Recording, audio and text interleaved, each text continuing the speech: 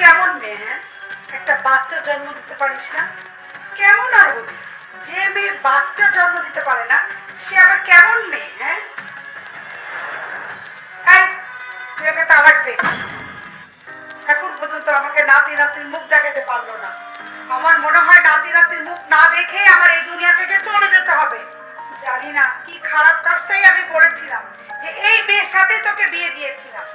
বাচ্চা হওয়া না হয় এটা পুরোটাই তো আল্লাহর উপর। আল্লাহ কখন তাকে বাচ্চা দিবে না দিবে এটা তিনিই ভালো জানেন। তুমি শুধু শুধু ওকে বকা দিচ্ছ না।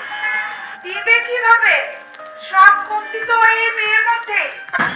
মা, আমি এসব সব চেক আপ করিয়েছি, রিপোর্টে ওর সবকিছু ঠিকই আছে। এখন মনে হচ্ছে আমার নিজেরই চেক আপ করানো উচিত। যদি আমার মধ্যে কোনো সমস্যা থেকে থাকে। চুপ কর। পুরুষের মধ্যে কোনো কমতি নেই, সব কমতি মেয়েদের মধ্যেই থাকে। আর তুই জলদি ওকে তালাক দে, আমি তোকে নতুন আরেকটা বিয়ে করাবো। মা, তুমিও না। যত সব আমার কপালেই এসে পড়ে।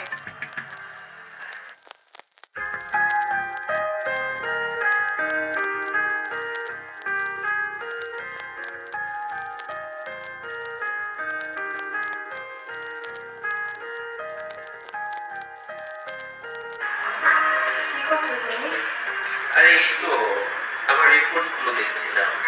তোকে আমি তো বলেইছিলাম সমস্যাটা আমার মধ্যেই হয়। দেখতে তো পেলাম সমস্যাটা আমারই ধরা পড়লো। হয়তো আর একটু ট্রিটমেন্ট করলেই সমাধান হয়ে যাবে। তোমার আর কিছু করতে হবে না। মানে? মানে আমি মা হতে যাচ্ছি। সত্যি তুমি মা হতে যাচ্ছ? এত বড় একটা গুড নিউজ। মাকে আমি এক্ষুনি সুসংবাদটা জানাচ্ছি।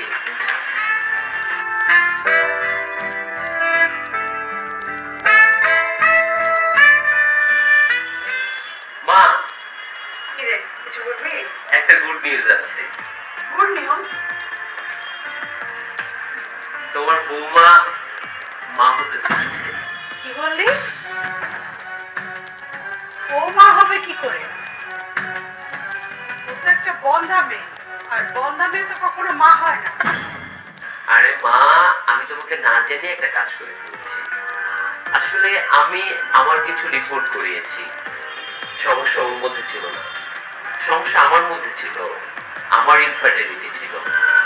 এখন সবকিছু ঠিক আছে, আমি চিকিৎসা করিয়েছি, সবকিছু ঠিক আছে। আর আমার বৌমা মা হতে চলেছে।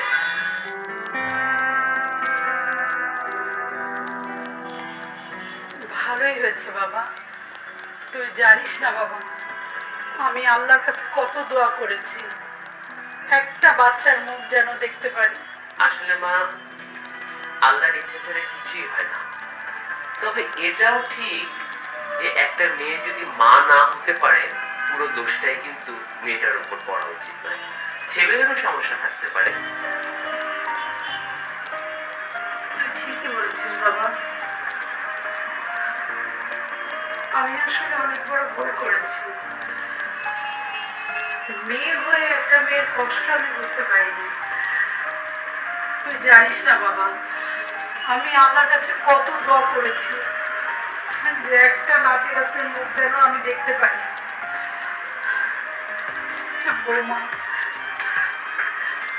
আমাকে তুমি ক্ষমা করে দাও। আরে, তুই তো আমার ঘর উজ্জ্বল করে দিলি। আমি যে কত আল্লাহর কাছে শুকরিয়া আদায় করব।